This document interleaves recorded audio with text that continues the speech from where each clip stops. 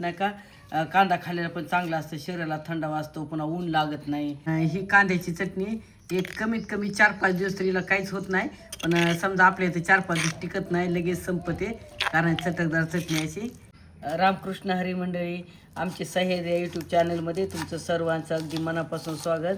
तर आता उन्हाळा सुरू झाले की आपल्याला कांदा जेवणासोबत त्याच्यासोबत आपण कांदा खातो. तर कारण कांदा हा थंड असतो आणि उन्हाळ्यात नाही का कांदा खाल्लेला पण चांगला असतं, शरीराला थंडावा असतो, पुन्हा ऊन लागत नाही. तर चला मला आपण कांदा तर नेहमीच खातो जेवणासोबत, तर मला आज कच्च्या कांद्याची चटणी आपण मस्तपैकी चमचमीत बनवू. तर मंडळी माझा आवाज पण थोडासा वेगळा आहे तसं, कारण सर्दी झालेली आहे. आता लग्न सराई सुरू आहे आणि इथलं तिथलं लग्नातलं पाणी जेवण हे ते, त्यामुळे थोडीशी तब्येत पण बिघडते.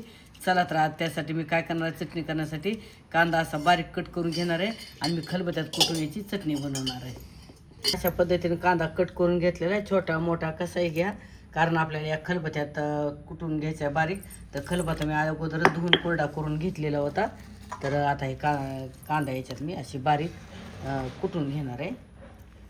हे असं बारीक करायचं, आणखीन थोडंसं याच्यापेक्षा बारीक करायचं. याच्यात काय करणार आहे, थोडंसं बारीक झालं ना तर याच्यामध्ये मी अद्रक आणि लसूण, ह्या लसूणाचे मी टरकल काढलेले नाहीत, मी असाच लसूण घालणार आहे याच्यामध्ये कुटताना.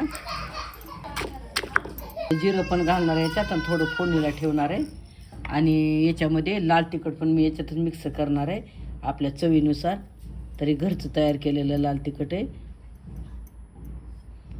आणि थोडीशी हळद पण घालणार आहे याच्यात. आणि आता हे पूर्ण सगळं असं छानपैकी एकजीव होईपर्यंत असं मस्त कुटायचं. आपल्याला आता हे कच्च्या कांद्याची चटणी कुटून तयार झालेली आहे. आता याला थोडासा तडका मारायचा वरून. तडका मारायच्या अगोदर याच्यात मीठ मिक्स करायचं राहिलं, शेंदिलोण मीठ याच्यानुसार घ्यायचं चवीनुसार. आणि हे पण थोडंसं अगोदर मिक्स करून घ्यायचं, कारण नंतर जर टाकलं असतं तर तेवढं मिक्स झालं नसतं. कांद्याच्या चटणीला तडका मारण्यासाठी इथं मी चूल पेटलेली होती अगोदरच. तर चला मला आपण चुलीवर तडका तयार करू. तर इकडं पाहता मस्त जाळ लागलेलं आहे.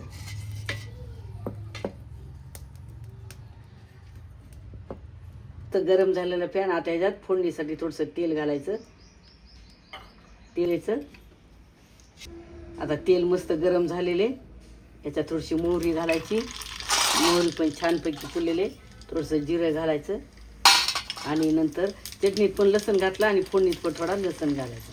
आता त्याच्यात तिखट काय घालायचं नाही, त्याच्यात घातलेले. चला आता हे तडका आपला तयार झाला.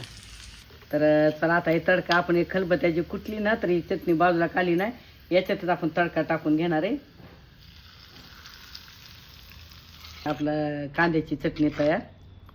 तर मंडळी कधी बी अशी उन्हाळ्याची कांदा थंड असतो, झटपट जर आपल्या तोंडीला आला काय नसेल तर अशी कच्च्या कांद्याची चटणी करून बघा, चवीला एकदम. चटणीमध्ये तुम्ही फोडणीला कढीपत्ता असेल तर कढीपत्ता टाकू शकता, किंवा हिंग असलं तर हिंग टाकू शकता, कोथिंबीर टाकू शकता. पण मी सध्या काहीच टाकलेलं नाही. कोथिंबीर आहे माझ्याकडे, मी थोडीशी कोथिंबीर घालते.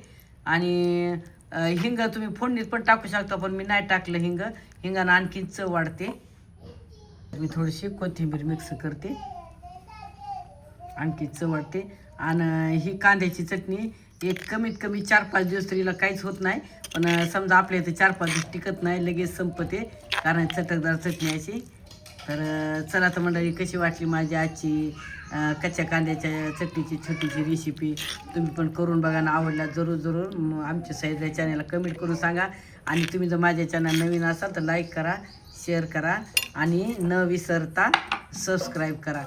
चला तर पुन्हा भेटू अशाच नवनवीन व्हिडिओमध्ये. धन्यवाद. रामकृष्ण हरी.